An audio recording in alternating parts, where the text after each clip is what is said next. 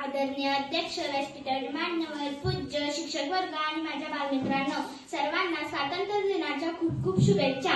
माझे नाव अधीरा सागर पाटील. मी इयत्ता 4थीत शिकते.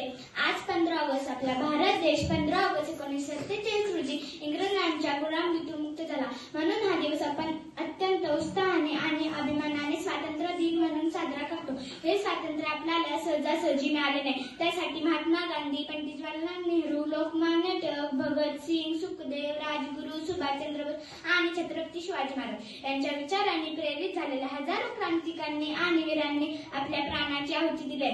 आजच्या दिवशी आपण त्या सर्व हुतात्म्यांना आणि देशभक्तांना कोटी कोटी प्रणाम करतो.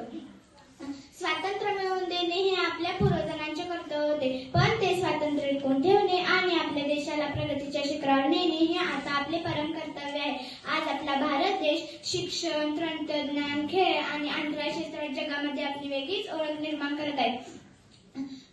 परंतु आज आपल्या समोर भ्रष्टाचार, प्रदूषण, बेरोजगारी आणि गरिबी यांच्यासारखी आव्हाने आहेत. या आव्हानांवर मात करण्यासाठी आपण सर्वांनी योगदान दिले पाहिजे. स्वच्छ भारत, समृद्ध भारत घडण्याचा आज आपण संकल्प करूया. शेवटी एवढेच म्हणेन, उत्सव 3 रंगांचा दिवस आहे स्वातंत्र्याचा, उत्सव 3 रंगांचा दिवस आहे स्वातंत्र्याचा.